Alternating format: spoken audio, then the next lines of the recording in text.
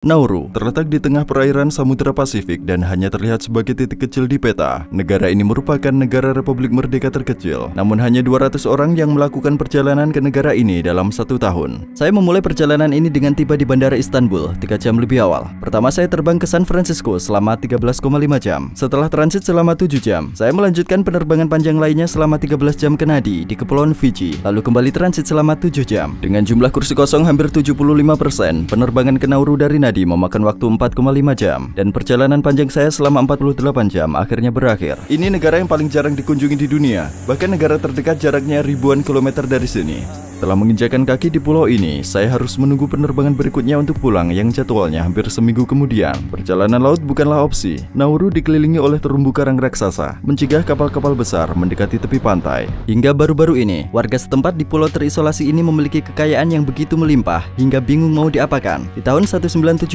negara ini kaya akan fosfat, menjadikannya negara dengan PDB per kapita tertinggi di dunia. Namun kini di tanah yang telah rusak ini, di mana buah-buahan atau sayuran tidak bisa tumbuh, makanan olahan dan berlemak menjadi lumrah. World Obesity Federation menetapkan Nauru sebagai negara dengan tingkat obesitas tertinggi di dunia, dengan sekitar 60% warganya kelebihan berat badan. WHO juga menyebutkan Nauru memiliki tingkat konsumsi rokok tertinggi di dunia.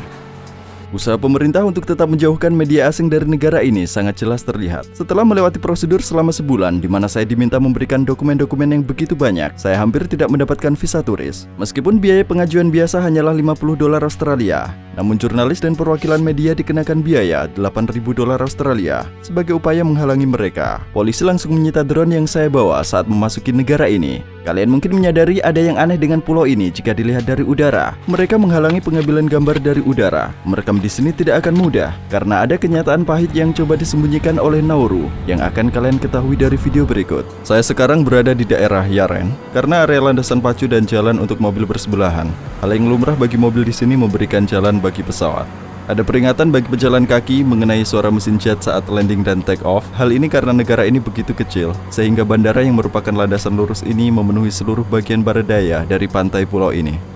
Apa yang kalian lihat di sini adalah bandaranya. Apabila saya ingin masuk ke dalam, saya hanya tinggal melompati pagar ini dan itu bisa saja.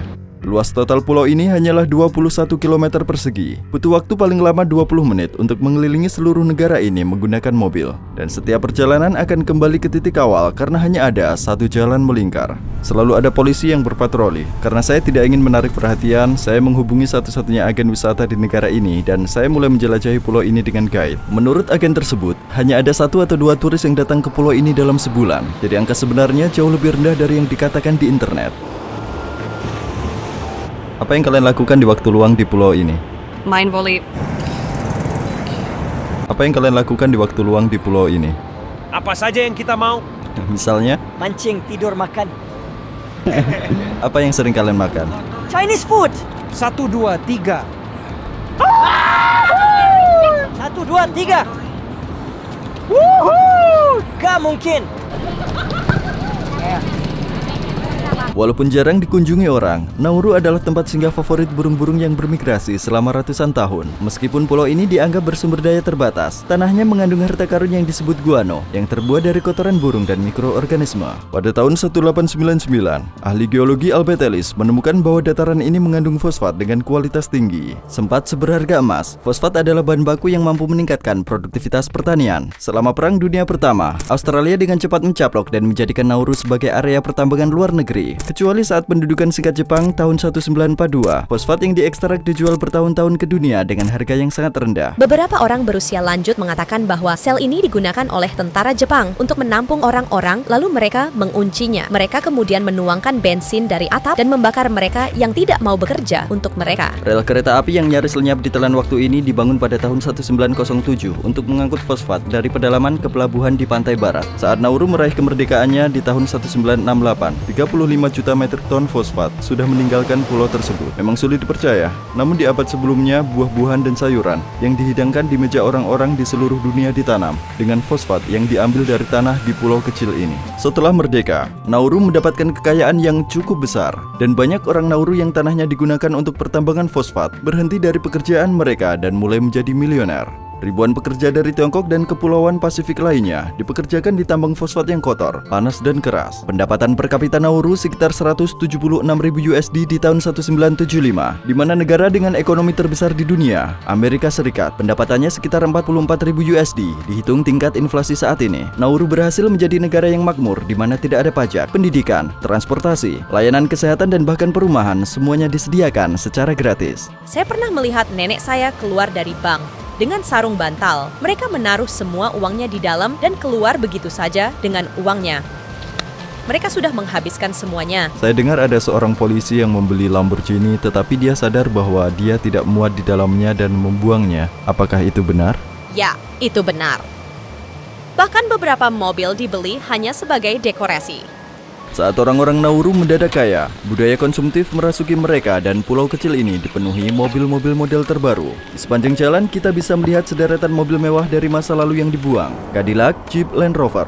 Itu hanyalah beberapa jenis mobil yang dulu pernah digunakan oleh warga pulau sebagai ajang balapan dan hiburan di jalan ini. Seperti kuburan mobil di sini, lapisan karetnya menunjukkan bahwa masa kejayaannya sudah berlalu. Sejak tiba di sini, warga setempat telah memperingatkan saya untuk berhati-hati dengan kawanan pitbull liar di jalanan. Sempat menjadi jenis anjing populer. Beberapa warga pulau mengadopsi anjing-anjing ini lalu membuangnya di jalanan. Selain anjing, ada hewan-hewan lain yang bukan hewan asli Nauru namun dibawa masuk seiring berjalannya waktu. Kucing, ayam, dan babi adalah hewan-hewan yang baru dikenal oleh warga baru-baru ini. Saat para penambang menebang pohon-pohon dan menggali tanah yang subur, semua makhluk hidup dirugikan. Tanahnya menjadi tidak cocok untuk pertanian maupun konstruksi, dan warga Nauru menanggung konsekuensi yang berat karenanya.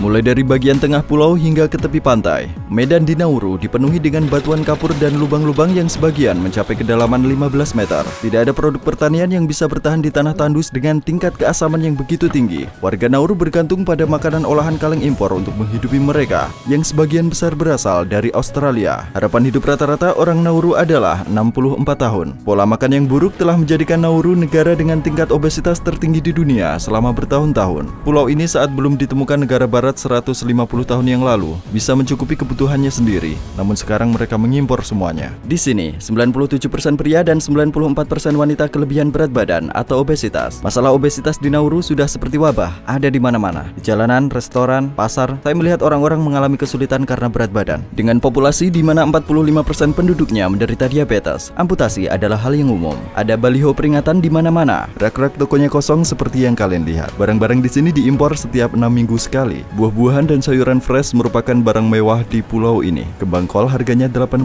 Australia dan semangka harganya $61 Australia. Banyak penduduk senang mengonsumsi daging, yang negara barat tidak menjualnya ke rakyatnya sendiri, namun dipasarkan sebagai ekor kalkun pada warga Nauru. Bagian hewan yang terdiri dari 75% lemak murni ini sangat tidak bergizi. Kurangnya ruang untuk tinggal adalah konsekuensi lain dari penambangan fosfat. Kerusakan itu mengakibatkan 80% wilayah Nauru tidak bisa ditinggali, memaksa sekitar 14.000 warganya tinggal di area tepi pantai yang hanya seluas 4 km persegi.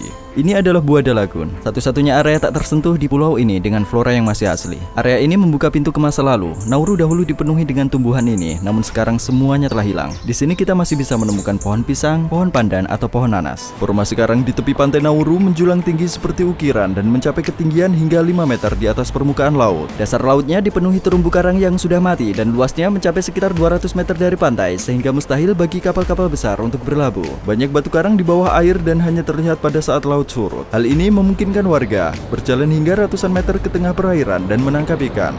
Dengan rusaknya pepohonan, suhu rata-rata di sini mencapai sekitar 30 derajat Celcius sepanjang tahun. Di pulau yang dipengaruhi oleh angin monsun musiman, hujan juga terkadang turun. Akan tetapi, tidak ada cukup sungai dan sumber air di Nauru. Warga pulau memiliki akses air bersih yang terbatas. Negara ini memproduksi 2 juta liter air minum per hari dengan mengubah air laut menggunakan osmosis terbalik di fasilitas-fasilitas desalinasi. Ada danau bawah tanah bernama Mokwa Well. Menemukan pintu masuk goa ini cukup menantang jika tanpa bantuan warga lokal karena pintu masuknya cukup kecil. Selama masa perang, orang-orang Nauru menggunakan tempat ini sebagai tempat berlindung dan sumber air minum. Karena dipenuhi dengan kaleng dan serpihan kaca, danau bawah tanah ini bukan lagi sumber air minum yang aman. Apa agama di sini sebelum ajaran Kristen? Dulu kepercayaan di sini adalah Burak. Dia adalah dewa di sini. Ada altar di atas sana. Jika mereka memberinya makanan, ia akan menjadi hidup dan akan membawakan apa yang mereka minta. Apakah masih ada orang yang percaya dengan Burak? Sebagian masih. Mereka meyakini bahwa air di sini dan mereka percaya bahwa jika kalian berendam di sini, air ini akan menyembuhkan kulit kalian dan mungkin penyakit lainnya. Tidak ada ibu kota resmi di negara ini, namun lembaga-lembaga seperti gedung parlemen, kedutaan besar, satu-satunya kantor polisi, damkar dan bandar udara semuanya di distrik Yaren. Hanya ada 11 sekolah di sini, termasuk 3 SMA dan universitas negeri. Hampir semua orang di pulau ini lancar berbahasa Inggris. Warga lokal berbahasa Nauru sebagai bahasa ibu mereka. Misalnya, nama Nauru berasal dari istilah bahasa Nauru Anaoero, artinya saya pergi ke pantai. Bagaimana mengatakan halo? Bagaimana kalau apa kabar? Saya mengunjungi gedung parlemen tempat pemerintahan Nauru. Gedungnya tidak memiliki kesan formal, mencerminkan suasana santai pulau ini. Tidak ada penjagaan di pintu masuk dan saya diizinkan mengambil foto dan video dengan ponsel. Dengan hanya 19 kursi, parlemen Nauru salah satu yang terkecil di dunia. Jika tahu video seperti apa yang akan saya tunjukkan ke kalian, mereka mungkin akan berpikir 2 kali mengizinkan saya di sini. 1970-an, pemerintah Nauru menyadari fosfat mereka menipis, dan mereka meniru negara-negara kaya minyak Timur Tengah dengan berinvestasi di properti luar negeri, termasuk Nauru House di Melbourne, Nauru Tower di Hawaii, Pacific Star Hotel di Guam, Pacific House di Washington, The Grand Pacific Hotel di Fiji, dan banyak lagi. Sayangnya korupsi dan salah kelola membuat pemerintah mengalami defisit jutaan dolar per tahunnya selama periode 1990-an dan cadangan devisa penambangan fosfat menguap dengan cepat. Untuk mempertahankan kesejahteraannya, pemerintah berupaya mengubah negara ini menjadi tax haven dan terlibat dalam skandal pencucian uang dengan bandar narkoba, mafia Rusia, dan organisasi seperti Al-Qaeda. Nauru mengeluarkan lisensi lebih dari 400 bank asing di bawah sistem yang tidak mewajibkan cabang dan mengizinkan pencatatan opsional. Selama periode itu, mafia Rusia saja melakukan pencucian uang kurang lebih 70 miliar USD melalui bank-bank di Nauru. Akibat tekanan internasional, negara ini mengakhiri aktivitas perbankan luar negeri ilegalnya dan terpaksa menggunakan ekonomi berbasis tunai sejak 2004. Dolar Australia adalah mata uang resmi Nauru. Semua ATM di negara ini juga tidak mengeluarkan uang. Saya membawa uang tunai karena di sini tidak menerima kartu kredit sebagai usaha mencegah pencucian uang. Hanya satu bank milik Australia yang saat ini beroperasi di negara ini. Mendekati tahun 2000, cadangan fosfat telah mengering dan ekspor fosfat menurun hingga 1% dibanding periode puncaknya. Bank sentral negara ini bangkrut dan propertinya di luar negeri mulai dijual satu persatu. Kami melihat mesin-mesin penggali beraksi saat kami menyusuri kawasan bagian atas. Negara ini masih terus menambang fosfat dalam skala kecil. Jika mereka menemukan sumber fosfat lain, kalian mendukung penambangannya? Menurut saya sebaiknya jangan ganggu alamnya. Karena jika kita menggali ke dalam tanah, kita akan tenggelam. 52% populasinya hidup di bawah garis kemiskinan dan berusaha bertahan hidup dari bantuan gereja. Di daerah berpendapatan rendah, stres memicu tingginya tingkat konsumsi tembakau. Sekitar 1 dari setiap 2 orang yang berusia di atas 15 tahun sudah merokok. Total ada 5 pantai di pulau ini dan sebagian dipenuhi dengan ban-ban bekas dan sampah. Nauru setuju menampung pengungsi dari Australia sebagai ganti dukungan finansial di tahun 2001. Sebagian besar keturunan Afghanistan, Irak, dan Iran dipindahkan ke Nauru dan ditahan dalam waktu yang tidak ditentukan. Di bagian atas didirikan 3 kemah pengungsian. Orang-orang dipaksa untuk tinggal di tenda plastik selama bertahun-tahun di bawah matahari yang menyengat tanpa akses air bersih yang memadai. Banyak yang mencoba lari dari kondisi menyedihkan tak manusiawi ini dan masa depan yang tidak pasti dengan mengakhiri hidup mereka. Yang paling menderita dari situasi ini adalah anak-anak yang merupakan mayoritas penghuni tenda. Australia rata-rata menghabiskan 550 juta dolar per tahunnya untuk membiayai camp ini. Dengan kata lain, pemerintah Nauru mendapatkan keuntungan 500 ribu dolar untuk setiap pengungsi yang ditahan di pulau ini. Saat saya mencoba memasuki area tersembunyi ini, ketika saya menemui barikade di depan saya, menghalangi semua akses menuju camp yang berlokasi di 3 titik berbeda di bagian atas. Namun saya menemukan cara untuk merekam dari luar. Selama sekitar 2 dekade, camp ini menjadi tempat di mana banyak orang kehilangan nyawanya karena kelalaian medis, kecelakaan, atau mengakhiri hidup mereka sendiri. Laporan terbaru mengindikasikan bahwa tempat-tempat ini tidak sepenuhnya kosong. Namun penduduk setempat tidak begitu tahu mengenai masalah ini. Dalam waktu dekat, Nauru akan terlibat penambangan laut dalam kolaborasi dengan perusahaan logam dari Kanada. Rencana mereka adalah menambang batu polimetallik yang hanya tumbuh beberapa milimeter setiap 1 juta tahun. Batu ini mengandung logam seperti kobalt, nikel, tembaga serta mangan, dan dapat ditemukan dalam baterai, merupakan sumber energi masa depan. Para ilmuwan memperingatkan bahwa kegiatan penambangan ini dapat mengancam kehidupan laut, mengurangi kemampuan laut dalam menyerap karbon, serta mempercepat perubahan iklim. Ilusi kekayaan yang mendadak didapatkan oleh Nauru di akhir 1960-an, menyebabkan generasi itu tidak memahami pentingnya kerja keras dan pendidikan. Pemerintah tidak membuat rencana masa depan dan menguras semua sumber daya dalam negeri. Sepertinya hampir tidak mungkin membangun masa depan yang lebih baik di sini tanpa motivasi, skill, dan pengetahuan.